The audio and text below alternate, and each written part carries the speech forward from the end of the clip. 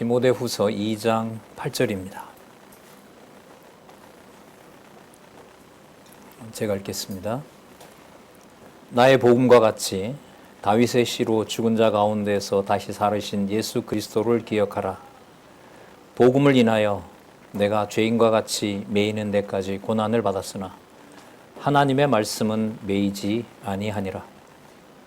그러므로 내가 택하신 자를 위하여 모든 것을 참음은 저희로도 그리스도 예수 안에 있는 구원을 영원한 영광과 함께 얻게 하려 함이로다. 일단 10절까지 함께 봤습니다. 우리 교재는 성경 강론 17권이고요. 8990페이지 준비된 우리 화면 개론 보시면서 말씀 계속 이어가도록 하겠습니다. 디모데전서부터 빌레몬서까지는 우리 보시는 것처럼 성령께서 부활 승천하신 바로 그 예수께서 그리스도이시라는 사실, 구약 창세기부터 말라기까지 예언된 바로 메시아라는 사실을 세우신 교회를 체제를 통해서 무장하게 하시는 내용과 관련이 됩니다. 이 체제라고 하는 것을 어떻게 이해해야 되느냐? 성령께서 세우시는 교회의 체제가 무엇이냐? 이것은 디모데 전후서에서부터 빌레몬서까지만 봐선 되진 않겠죠. 사도행전 1장 12절부터 성령께서 오셔서 부활 승천하신 그리스도의 대언의 영으로 하늘에서 주 예수 그리스도가 통치하시고 하나의 착오도 없이 성령께서 말씀을 기록하게 하시고 기록하신 말씀 그대로 가장 좋은 여건과 환경에서 하나님의 말씀을 통해서 회를 무장시키신다는 내용입니다. 한치의 오차도 없이라는 말씀 속에 오늘 저희들이 좀 고민해보고자 하는 디모데후서의 말씀과 연관이 된 부분이 있습니다. 디모데후서는 세워주신 교회와 바로 그 교회를 운영해 가시는 성령께서 말씀으로 교회의 책무가 무엇이고 그 책무 속에 말씀이 어떻게 치리하는지를 선명하게 보여주고 있는 부분이 바로 디모데후서입니다. 디모데후서의 배경을 여러 차례 말씀드렸는데 상황이 인간적으로 보면 좋은 상황이 아닙니다.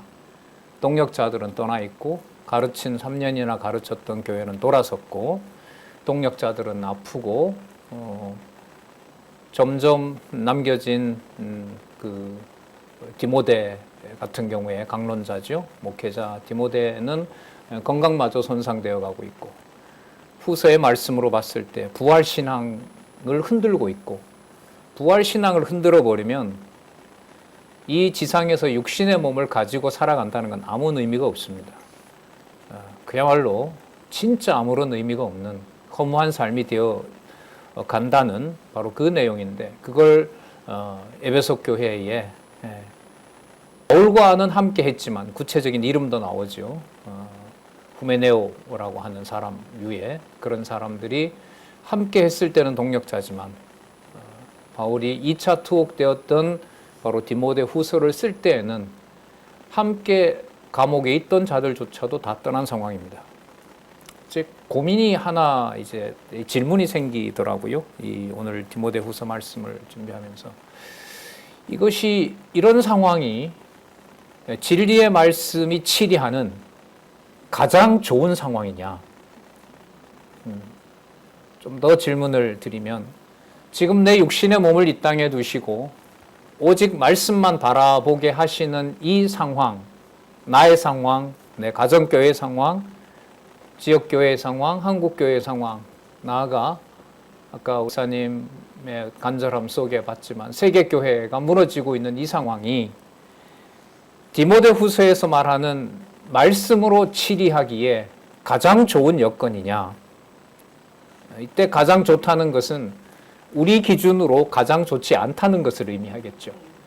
자, 이것을 우리가 오늘 2장 8절에서부터 말씀 수호를 당부하는 상황이 어떤 건지를 좀 고려하면서 이 진리의 말씀을 좀 보면서 오직 살았고 운동력 있는 하나님의 말씀이 치리해 나가는 현장을 살아계신 하나님의 모습을 하나님의 살아계신 능력을 어디에 계시든지 무슨 상황에 처하시든지 저와 여러분이 진짜 보고 싶고 진짜 보여달라고 하는 그런 기도하는 마음으로 말씀을 보고 싶고요.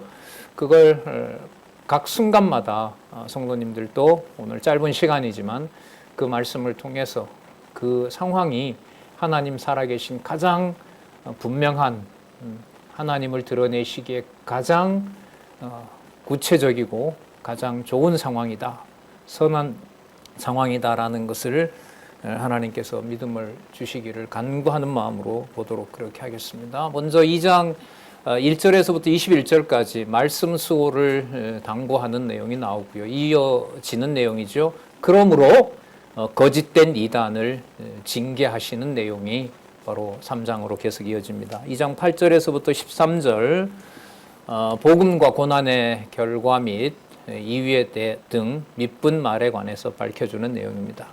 자, 복음 전한다고 하는 것은 반드시 함께 받는 뭐가 있다는 거죠. 복음과 고난, 이것은 이제 세트인 거죠. 분리할 수가 없어요. 그러니까 교회 체제, 성령께서 세우시는 교회 체제가 무장하게 할 때 필연적으로 따라오는 상황이 복음과 함께 고난이라는 말입니다. 그럼 그 복음과 고난을 뛰어넘는 영원한 생명의 말씀을 바울을 통해서 기록 디모데후서를 무시하고는 어디에도 없습니다. 어디에도 없습니다. 아까 우리 창세기부터 신약 마태복음부터 요한계시록까지 한 20분 동안 우리 장로님 잘 정리해 주셨는데, 그렇게 연결되는 절대 진리의 말씀, 우리가 보는 상대적인 문자 기록이지만 그 글을 하나님의 말씀, 하늘에 속한 생명의 말씀으로 확증해 주는 진리는 이제까지 없었습니다. 그 진리의 말씀을 2000년 전에 디모데 후서를 기록하시면서 한 구절 한 구절 속에 담아 놓으셨던 겁니다. 바울이 봤던 성경은 불완전한 거고 우리가 보는 것은 완벽히 인본주의적인 판단과 생각입니다.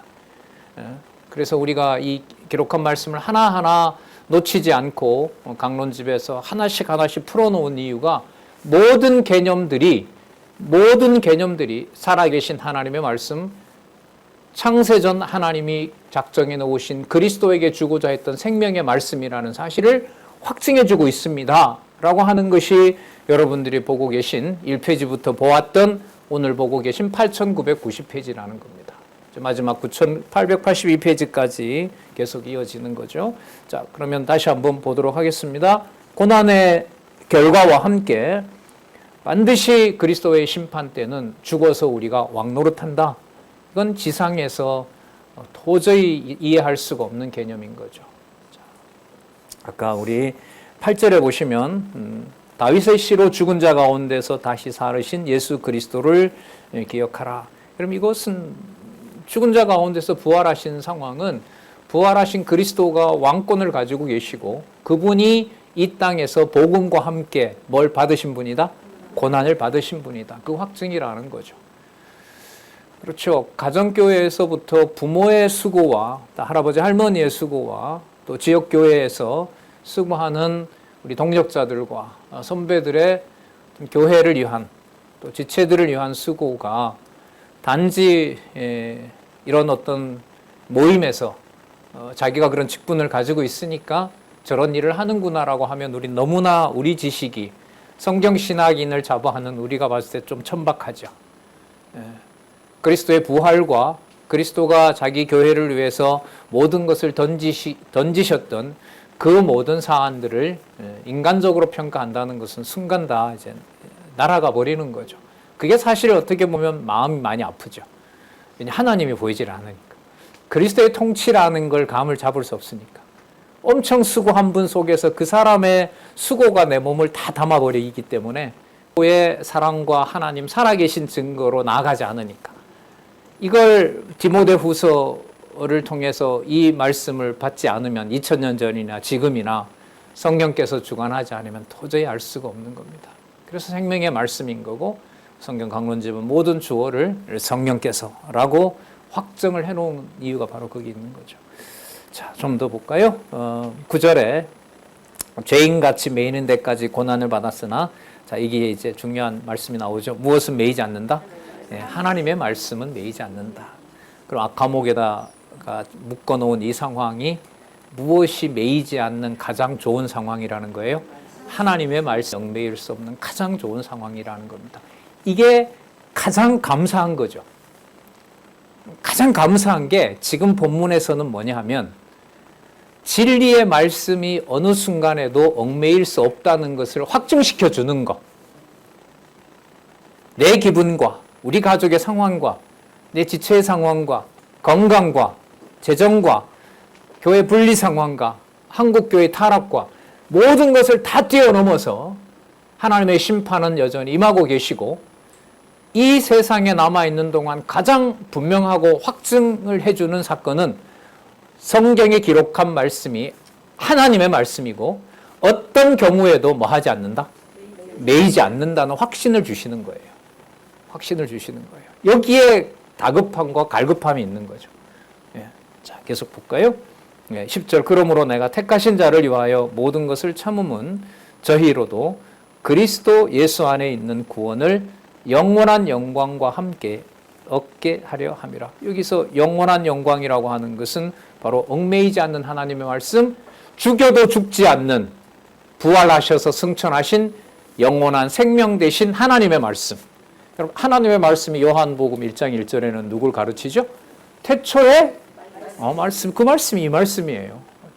그런데 더 지금 놀라운 것은 요한복음 이후로요. 물이 포도주가 되는 것처럼 많이 말씀드렸죠. 물이 포도주가 되는 것처럼 여러분과 제가 보는 이 문자가 우리의 심령, 우리 그리스도를 통해서 우리가 의로움을 받고 우리에게 약속하신 성령이 오셔서 우리가 보는 이 문자가 어디에 있는 양식으로 바꿔놓는다는 거예요?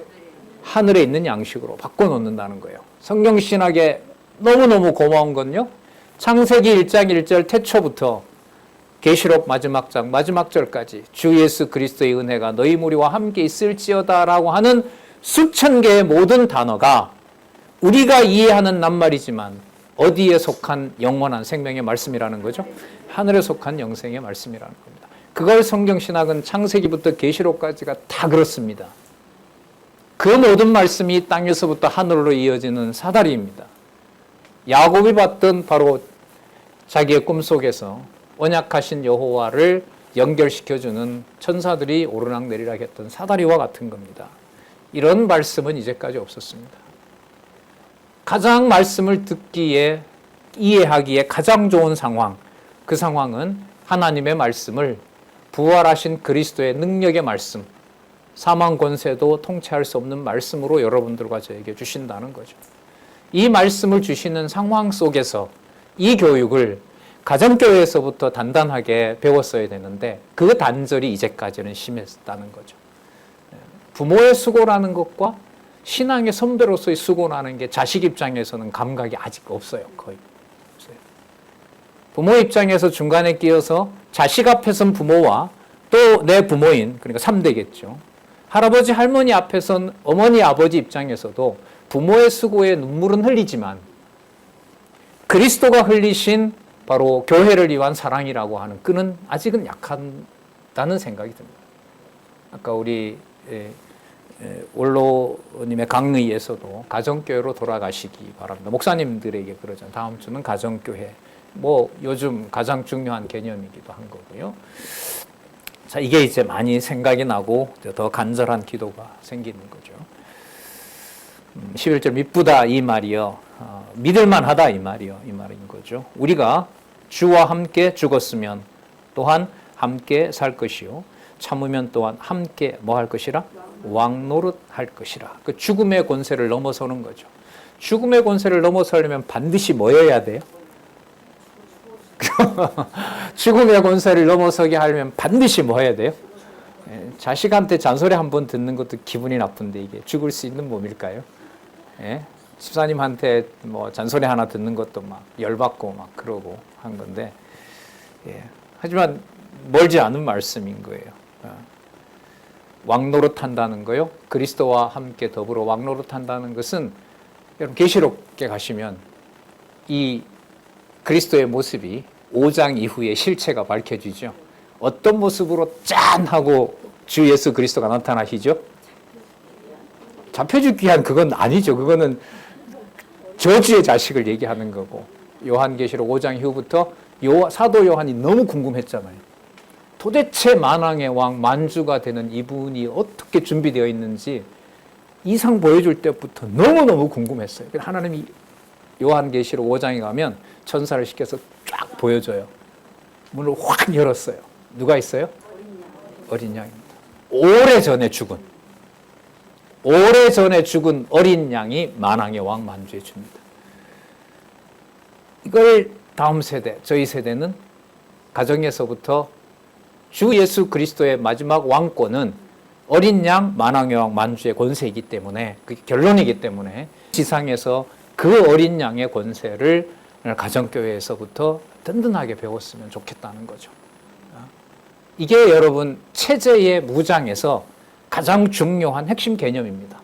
그래서 디모데 전서에 만왕의 왕 만주의 주라는 개념이 등장합니다. 이 실체가 요한계시록 5장 이후에 가면 등장하죠. 5장에서도 쭉 22장까지 등장하는 겁니다. 주와 함께 죽었으면 또한 함께 살 것이요, 참으면 또한 함께 왕노릇할 것이요. 자, 우리가 주를 부인하면 주도 우리를 부인하실 것이라. 이 부분에 대한 이 문법적 해석이 아주 잘 나와 있는데요. 우리가 주를 부인하면이라는 게요, 여기 해석을 보시면 아시겠지만 하나님께서 우리가 주를 부인하게 하면이라는 문법입니다. 이게 여러분 헬라어에만 있는 디포넌트 동사라는 건데요. 디포넌 이테라는 거, 이테 모양이 다른 거예요. 무슨 뜻이냐면 형태는 능동태예요. 예를 들면 이거예요. 내가 여러분들을 인도했어요. 그런데 문법에 보면 이게 수동태로 되어 있어요. 그 말은 내가 적인 능력으로 한 것이 아니라 하나님이 나를 뭐해서? 시켜서 여러분들을 사랑하게 한 거예요. 이걸 문법에다가 나타내는 이 문법 구조가 헬라어밖에 없어요. 헬라어는 이 동사가 60몇 개가 되거든요. 영어는 12개밖에 안 되죠. 우리는 뭐 어떨 때 보면 과거, 현재 잘 구분도 잘 안 돼요. 어쨌든 이 이태 동사라고 하는 건데 뒤에 보시면 잘 나와 있습니다. 그러니까 하나님께서 우리를 하나님을 부인하게 하면 우리는 하나님을 부인할 수밖에 없어요. 여러분 이게 디모데 후서와 연관이 돼요. 끝에 가면 자신을 떠난 자들에 대해서 디모데에게 사도 바울의 글을 통해서 원망하라 그래요? 원망하지 말라 그래요? 원망하지 말라고 합니다. 큰 집에는 아름다운 그릇도 있고 어떤 그릇도 있어요? 천한 그릇도 있다는 거예요. 그러니까 하나님이 심판하시지만 살아계신 하나님의 말씀을 듣고 받아들이고 선한 생명의 복을 받는 자와 그 말씀에 걸려 넘어지는 자를 하나님이 알아서 하기 때문에 그 시비를 디모데야 너가 가리려고 하지 마라. 때를 얻으나 얻든지 못 얻든지 뭐 해라? 전하는 일에. 이 시간에 가장 중요한 말씀이 대적자를 말싸움을 통해서 능가하거나 넘어뜨리는 것이 아니라, 그를 이겨먹는 것이 아니라 준비된 오늘 그 말씀을 정확하게 전달하는 것. 핵심은 바로 오늘 이 말씀에 들어있는 거죠. 그리스도 예수 안에 있는 구원을 영원한 영광과 함께 전파하는 것. 바로 그 일에 창념하라고 하는 것이 바로 디모데 후서의 말씀인 거고요. 디모데 전서에서부터 바로 교회 조직과 행정에서 누구의 집이라 나오죠? 디모데 전서 5장에 3장에 누구의 집? 하나님의 집. 누구의 교회? 살아계신 하나님의 교회. 그리고 또 그러므로 진리의 기둥과 터.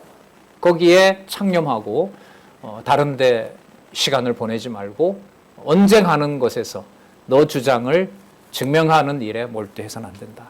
그게 후서까지 계속 이어지고 있습니다. 13절에 보시면 우리는 미쁨이 없을지라도 주는 일양 미쁘시니 항상 미쁘시니 자기를 부인하실 수 없느니라. 그 살아계신 주 예수 그리스도께서 항상 진리의 말씀을 우리에게 공급하고 계시는데 상황은 인간과 인간 사이에서는 뭐가 일어나요? 미쁘지 않는, 믿을 수 없는 일이 일어나는 거죠. 그러니까 아마 이게 디모데로서는 바울 사도를 통해서 선생님을 통해서 편지가 왔는데도 진정 국면이 되질 않아요. 감옥에서 그렇게 고생하시는 선생님이 편지를 보냈으면 이 편지를 교회가 받고 아, 저렇게 고생하는구나라고 진정돼야 되잖아요. 우리가 생각해도. 그런데 상황이 어떻게 돼요? 더 들어보니 함께 했던 성경에 등장하는 사도행전에 등장하고 다른 본문에 등장하는 교회의 감독들이 떠나요. 사도 바울을 배신하고 떠난단 말이에요. 그럼 이 상황 속에서 저렇게 할 수가 있나? 바울이 전하는 말씀이 뭔가 잘못된 게 아니냐? 이렇게 인간적인 생각을 한다는 거죠. 여기에서 무엇을 보게 하느냐? 부활 승천하셔서 통치하는 그리스도를 보게 합니다. 사람들의 배신 속에 누가 문제다라고 사실 본문에도 나오지만 그 본문에 나오는 것을 어떻게 모으느냐? 결론이 이겁니다. 우리는 미쁨이 없을지라도 누구는 항상 미쁘시다? 주께서는, 주 예수 그리스도께서는, 여호와 하나님께서는 항상 미쁘신 분이다라는 사실을 확증해 준다는 거예요. 그러면 그 배신하고 가는 상황이 더 이상 나쁘다라고 말할 수가 없게 하시는 거예요. 이게 믿어지지 않으면 바울은 실패한 거야. 바울의 지도로는 안 돼. 바울의 지도력은 안 돼. 그래도 사람 살인데 우리가 원하는 뭔가 제도는 우리가 만들어야 돼. 국가력을 동원하든지 어떤 법을 동원하든지 우리가 뭔가의 조치를 취해야 되는 거 아니냐. 그렇게 넘어가게 되면 이제 인본주의로 가게 되는 거죠. 미쁨이 없을지라도 주는 일양 미쁘시니 자기를 부인하실 수 없으시리라. 자, 그래서 여러분 그 다음에 보면 미쁘신 주만 의지하고 일일이 떠나는 자들에 대해서, 배신하는 자에 대해서 그들과 논쟁하거나 말다툼하는 데 시간을 보내지 말라고 알려줍니다. 볼까요? 2장 14절에서부터 18절. 전도자의 자질 말싸움 삼가하는 겁니다. 노력, 망령되고 허탄한 말을 지어내지 않는 겁니다. 그리고 대적자의 정체에 대해서는 정확하게 파악합니다. 본문에 보면 독한 창질이라고 나오거든요. 뼈까지 썩게 하는 아주 괴악질의 괴악의 뭐라 합니까? 악성 종향 최고의 표현이죠. 이게 지금 어느 교회에 들어와 있는 거예요? 이 에베소 교회 디모데가 말씀을 받고 있는 바로 이 얼마 남지 않는 순교의 길을 가야 되는 바울 사도의 서신이 도착한 바로 이 에베소 교회에 일어나고 있는 상황입니다.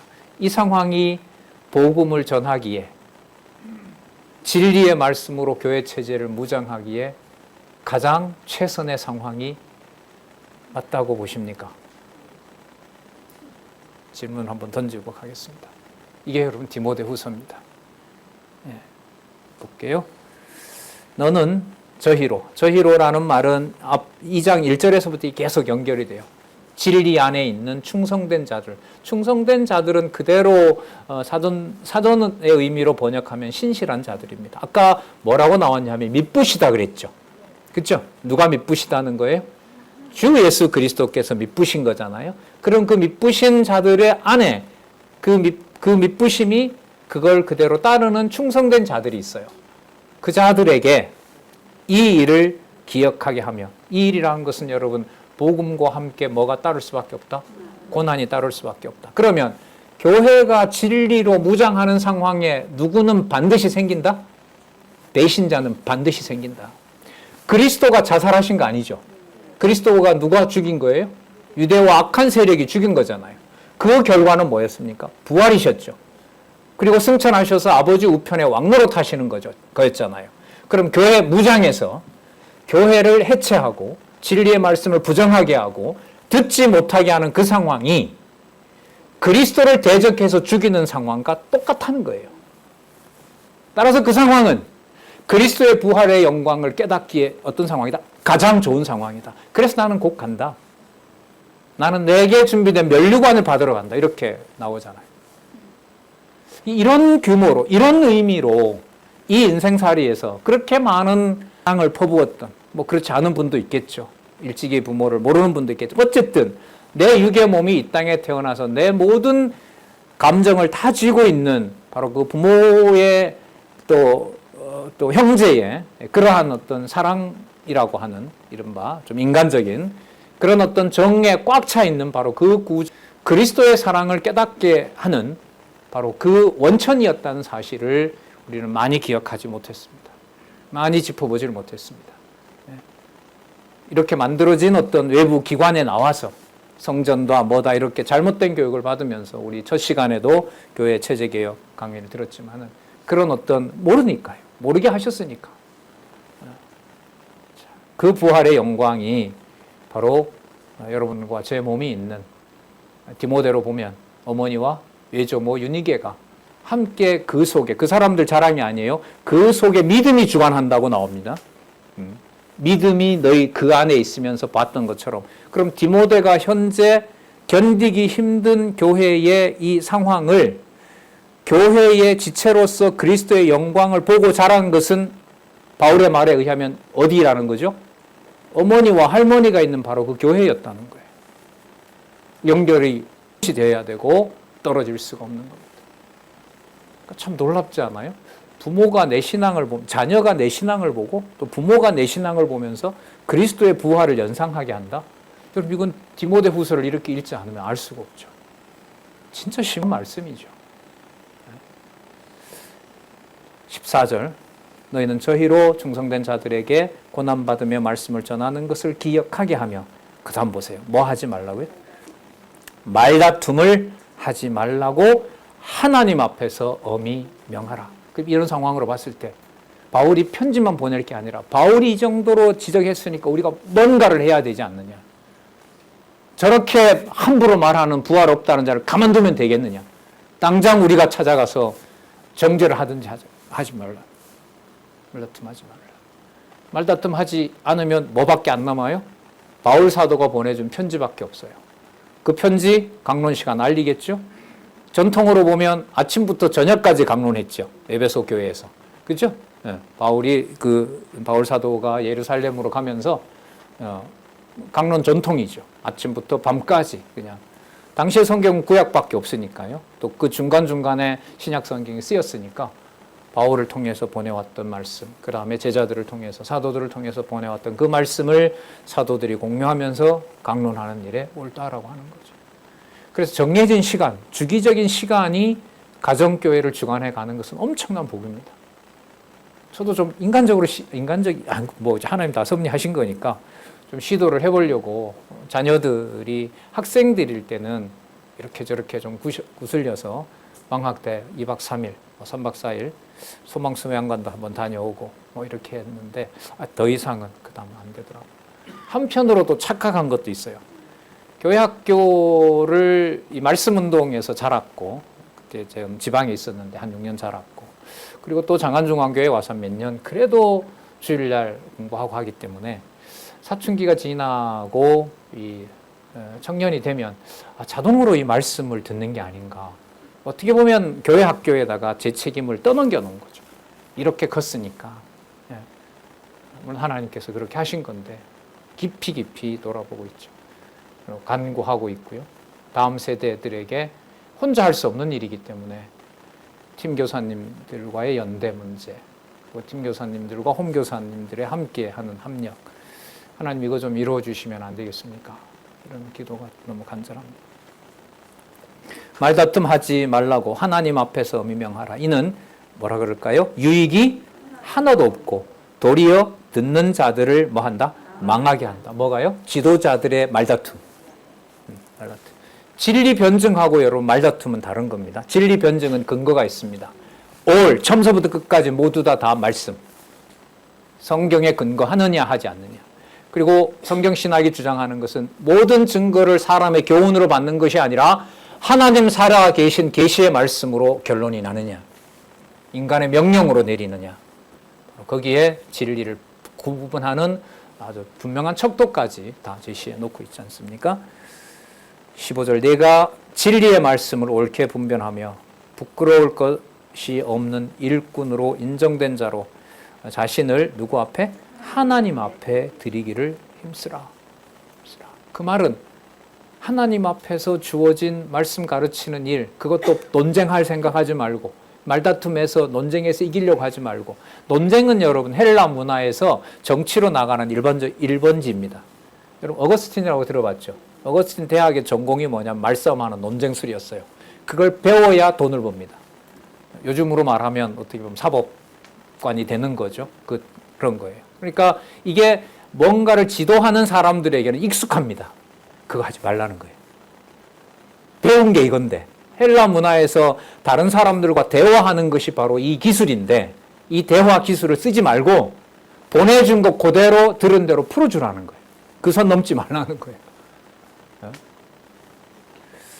너무 엄격합니다. 이게 사실 16절에 보시면은요, 망령되고 헛된 말을 버리라. 저희는 경건치 아니하며 점점 나아가나니 저희 말은 뭐라 그래요? 독한 창질에 썩어져 간 것 같은데 뼈까지 썩게 하는 악성 종향이라는 거죠. 빌립보서에서는 뭘 삼가하라 그랬죠? 개들을 삼가하라 이렇게 나왔던 거죠. 독한 창질에 썩어져 간 것 같은데 그 중에 후메네오와 빌레도가 있느니라. 진리에 관하여는 저희가 그릇되었도다. 부활이 이미 지나갔다 하므로 어떤 사람들의 믿음을 무너뜨리느니라. 부활은 그리스도가 받는 거고 그리스도가 다 받았으면 우리는 평안이 와야지. 왜 그분은 그렇게 고난받으면서 우리에게 자유를 준다 그랬고 평안을 준다 그랬는데 왜 우리가 이렇게 고통스러워야 되고 비진리가 득세하느냐. 그럼 대답 한번 해봐라. 이런 논란들이 그냥 온 교회에 쏟아지는 거죠. 그럴 때 보내준 이 말씀을 하나하나 살아계신 하나님의 말씀으로 이해할 수 없고 받아들일 수 없다면은 그날로 끝나는 거겠죠. 그렇게 해서 역사 속으로 사실 모든 아시아 교회들은 사라져버렸고 지금은 이슬람 국가가 돼 있고 다시 한국을 비롯한 외국 선교사들이 지금 복음을 전하고 있는 바로 그런 상황이 되었습니다. 우리에게도 그런 시간이 왔고요. 예. 그 다음 19절에서부터 21절에 보면 인치심의 근거와 예비한 그릇 종류와 용도에 대해서 알려줍니다. 어떤 사람들의 믿음을 무너뜨린다. 부활이 이미 지나갔다. 부활 지나갔다고 하면 그리스도와 같이 고난받을 필요가 없다는 겁니다. 교회를 위해서 뭐 그렇게 애를 쓰느냐. 이건 유대인들에게 참석해라. 그 사람들이 다 도와주고 한다. 일종의 타협인 거죠. 타협하지 않으면 다가오는 게 뭐겠어요? 고난이죠. 고난입니다. 그리고 답답한 마음들을 인간적으로 억눌러야 되고 주어진 시간에는 복음 전하는 일에 몰두해야 되는 일이고 자 그러면서 다시 한번 얘기를 합니다. 21장 19절에 보면 그러나 누구의 터라 그러죠? 하나님의 견고한 터는 섰다. 그러면 지금 여러분 에베소 교회가 든든하다는 거예요? 든든하지 않다는 거예요? 예? 후메네오가 아까 그리고 또 누구예요? 후메네오와 빌레도 부활 신앙을 막 부정하고 있어요. 이게 현재 상황이에요. 교회가 여러분 안정되어 있어요? 불안정해요? 자, 그런데 19절에 보면 그러나 하나님의 견고한 터는 뭐 했다? 섰으니 인치심이 일렀으되 주께서 여호와께서입니다. 이거 여호와께서는 자기 백성을 아신다 하며 또 여호와의 이름을 부르는 자마다 불의에서 떠날지어다 하였느니라. 그러면 이게 무장된다는 거예요? 무장이 안 된다는 거예요? 예. 그러니까 아까 뭐라 그래요? 말씀하지 말라. 말씀하지 않고 무장되는 증거는 바울이 보낸 진리의 말씀대를 얻든지 못 얻든지 상황이 좋든지 안 좋든지 끌려가든지 안 끌려가든지 옥에 가든지 안 가든지 몸이 아프든지 안 아프든지 내일 천국에 가는 길이든 오늘 남겨준 시간이든 상관없이 다 뛰어넘어서 하나님의 집에 하나님의 터를 굳게 하는 진리의 기둥과 터는 요동하지 않는다. 그리고 오직 아까 누구만 미쁘시다고요? 주만 미쁘시다는 걸 확증해 준 거죠. 그럼 다른 모든 환경들이 나쁘고 좋지 않고 진리를 배반하는 자들의 숫자가 늘어나는 것과 상관없이 누구의 집은 견고함이 틀림없다? 하나님의 집. 거기에 살았고 운동형이 있는 말씀. 나중에 3장 16절에 나오죠. 모든 성경은 하나님의 감동으로 기록된 것으로. 그게 여러분 3장에 나오는 거예요. 절대 진리라는 게 이 말씀인 거죠. 그래서 여러분 기도가 내 상황, 내 가족, 내 주변 지체들의 상황을 다 뛰어넘어서 하나님 이 땅에 있는 동안 무엇만큼은 들리게 해달라. 무엇만큼은 볼 수 있는 여유를 달라. 하나님의 말씀만큼은 들을 수 있고 볼 수 있는 하나님 이건 걷어가지 마십시오. 이제까지 보낸 세월이 너무 아깝습니다. 이러시면 안 되죠, 하나님. 이것만큼은 하나님 그냥 두셔야 됩니다.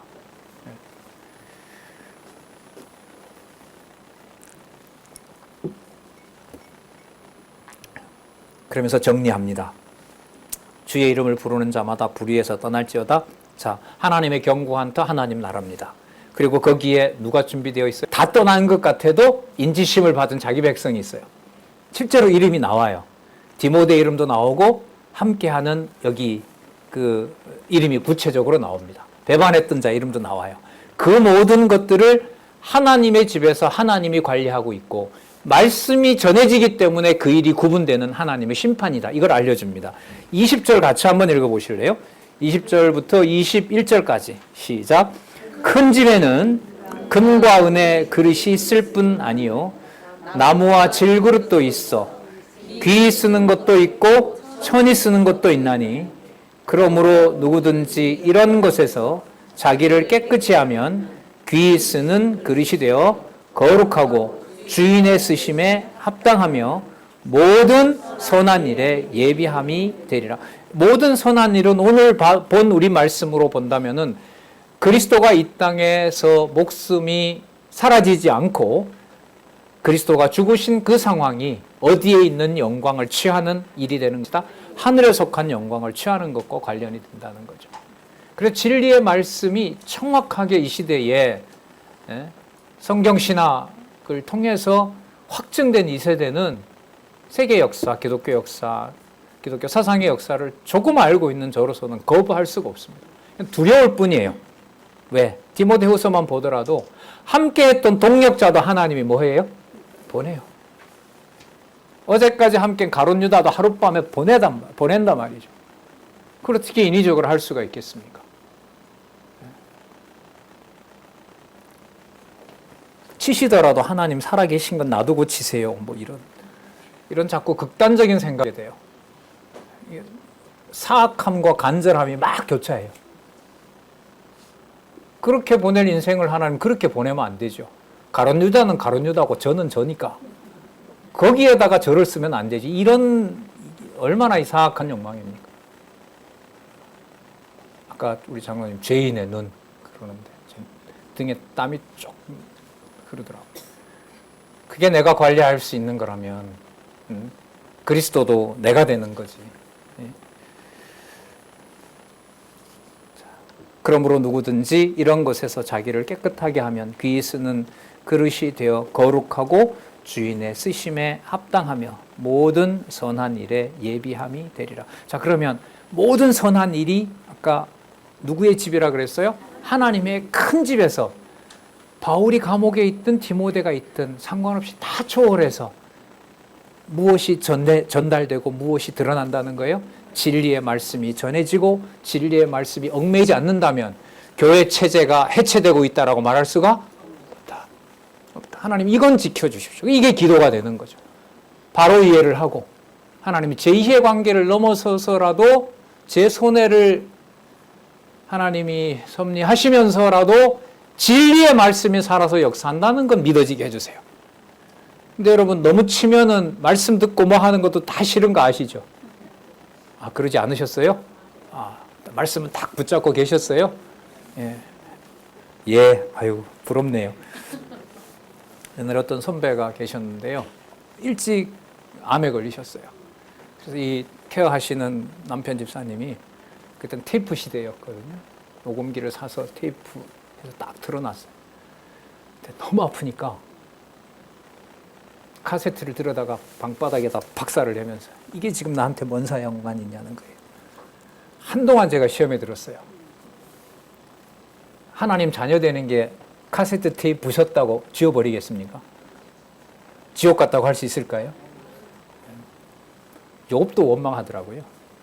생일날이 왜 있었고 엄마 아버지가 결혼식 하던 날 화촉이 왜 꺼져버리지 그게 뭐하러 밤새도록 불탔냐는 거예요. 욥도 불평하는데 거기서 뭐가 드러나죠? 여호와의 욥기의 주제가 뭐죠? 여호와의 전능성. 아, 전능성으로 정리했습니다. 그게 그 집사님이 박살낸 카세트 현장에 살아계신 하나님의 계시 사건, 전능성이 계시된다라는 게 믿어지더라고요. 이런 거 너무 많이 하면 시험 들립니다. 모든 선한 일에 예비함이 되리라. 자, 그러면서 이단과 불의를 치리하는 것은 상황을 좋은 데다 두고 하는 것이 아니라 인간적으로 말하면 어디에다 둬요? 극단에 둬요. 어디를요? 하나님의 집, 교회를. 그리스도의 몸된 가정교회를 어느 극단에다 두고 하나님 살아계신 것을 오직 말씀만 의지하게 할지 두렵고 버리지 말라고 기도하고 그런 지체가 있으면 그 마음을 서로 헤아릴 수 있도록 진리로 서로 소통할 수 있도록 하나님 해주십시오. 이게 여러분 이른바 목회서신이라는 디모데 후서의 말씀이라는 걸 또 같이 한번 확인해 봅니다.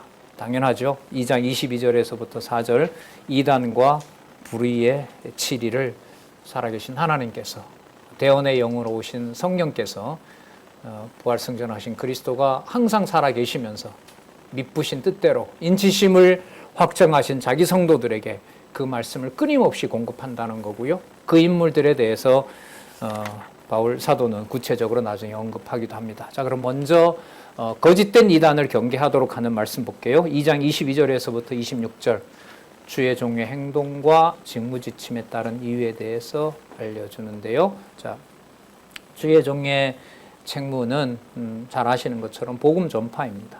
복음 전파이고 직무의 직책은 또 한 번 얘기합니다. 직책은 뭘까요? 변론 잘하는 거? 아니요. 말싸움 삼가하는 거. 변론을 삼가하는 거. 이거 좀 고민해 볼 필요가 있을 것 같아요. 진리 논쟁과 특히 이제 저 같은 사람들이 진리 논쟁과 진리의 말씀을 정확하게 구분하는 것. 이거는 절대 진리가 아니면 도저히 불가능한 거예요. 기준이 설 수가 없어요. 기록한 말씀 그대로 순서대로 따라가지 않고 바울이 전한 말씀을 따른다는 건 말이 돼요, 안 돼요? 안 되잖아요. 안 된다면 창세기에서 계시록까지 기록한 말씀을 따라가도록 하시는 진리의 무장이 아니면 어디에 체제 무장과 어디에 진리 투쟁이 가능하겠냐는 거죠. 그게 아니라면 그거는 말싸움인 거예요. 논쟁이 되는 거고. 또한 내가 청년의 정욕을 피하고 이 청년의 정욕 속에 뭐 육체적인 정욕뿐만 아니라 아까 이기고자 하는 정욕뿐만 아니라 모든 게 들어가겠죠. 정욕을 피하고 주를 깨끗한 마음으로 부르는 자들과 함께 아까 충성된 자들이라고 했죠. 그 마음에 믿음을 주신 충성된 자들, 그들을 하나님이 얼마나 남겨놨는지 모르지만 소수이죠. 본문에 거론하는 사람들을 보면 주를 깨끗한 마음으로, 여러분 여기 주 여호와입니다. 내가 청년의 정욕을 피하고 여호와를 깨끗한 마음으로 부르는 자들과 함께, 그 다음 보세요. 참 좋은 말씀 나옵니다. 의와 믿음과 사랑과 마지막 화평을 쫓으라. 화평 예루살렘이죠. 샬롬이라는. 의와 믿음은 하나님 사랑과 관련되죠. 그리스도로 의롭다함을 받았고 우리 속에 그리스도가 함께 하시어서 새로운 사람이 된 것, 그게 믿음입니다.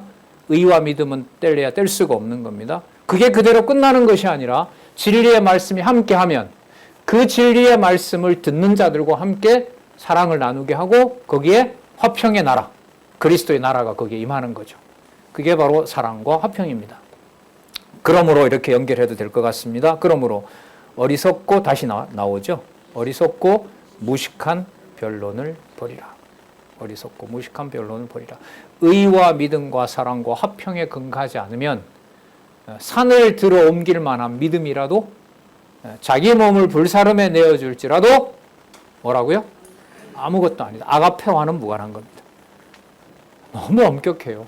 너무너무 엄격해요. 그래서 우리 말씀운동의 지체들이 엄청나게 수고했던 사람도 감정을 담아서 너무 수고했다고 인사도 못할 지경이잖아요. 혹시 그 인간적인 교감 때문에 저 사람이 예를 들면 어떤 목사나 장로님이 그 후배에게 너무너무 고생했다. 상상도 할 수 없는 일을 어떻게 이렇게 했느냐. 라는 몇 마디가 그 사람에게 감정으로 엮어 놓을까 봐 오히려 경계하는 거죠. 무식한 변론을 버리라. 이에서 다툼이 나눈 줄을 알미니라.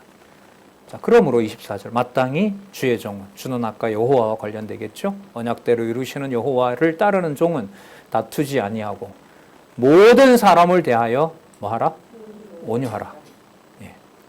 가르치기를 잘하며, 가르치는 거 또 나오죠. 예. 그 다음에 또 참으며 화를 내고 논쟁에 들어가면 여러분 상대방이 받아들이기가 쉬울까요? 어려울까요?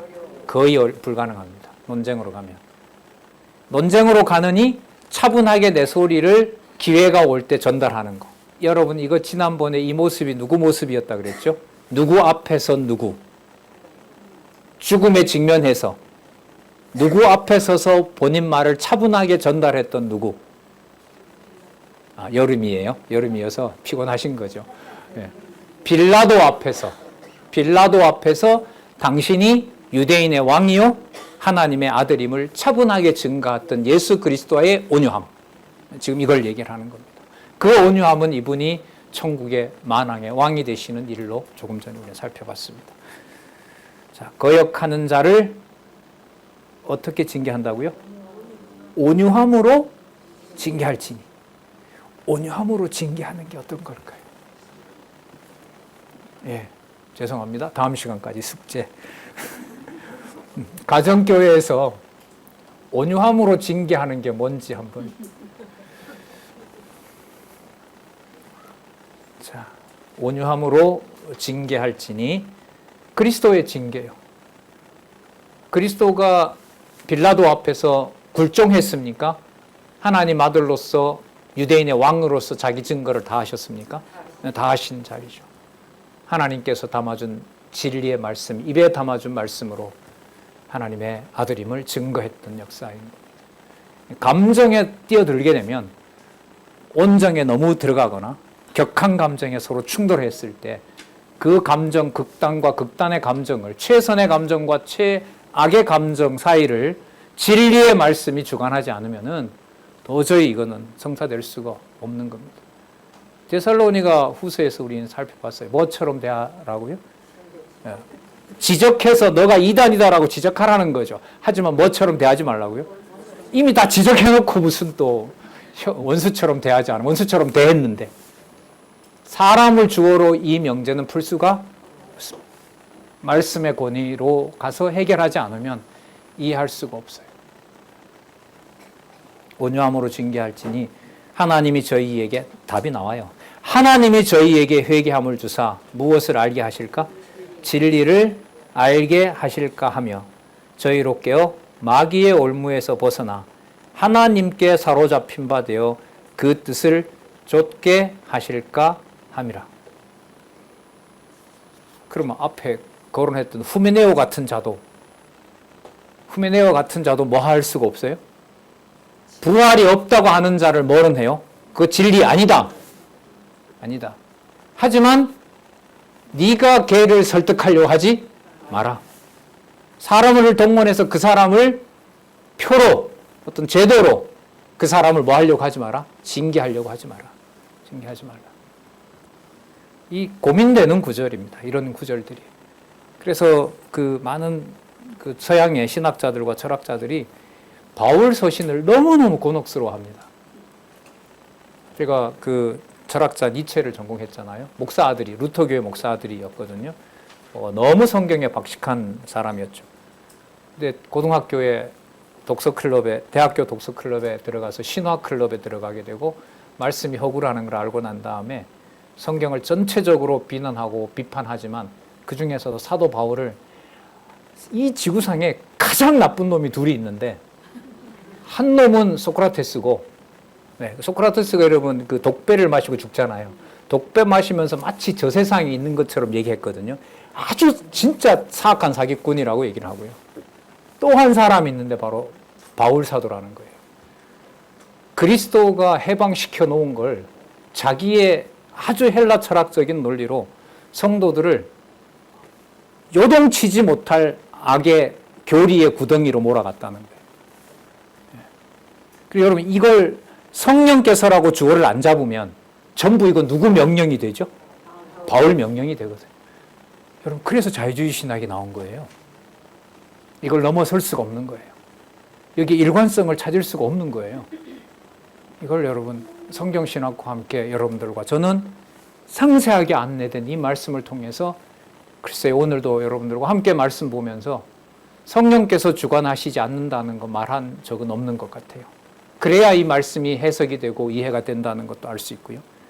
여러분들과 제가 그리스도의 의로 하나님께서 창세전에 정한 하나님의 자녀라는 것과 이 말씀과 관계가 있다는 것도 확인할 수가 있었던 겁니다.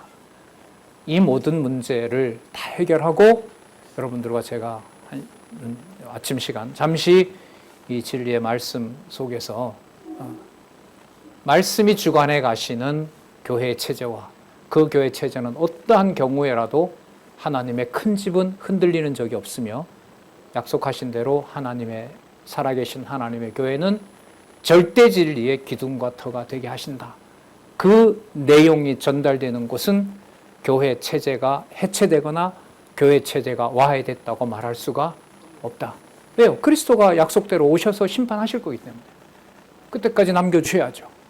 그때까지 보호해 주셔야 되는 거고. 그게 바로 우리에게 약속하신 내용이라고 생각을 합니다.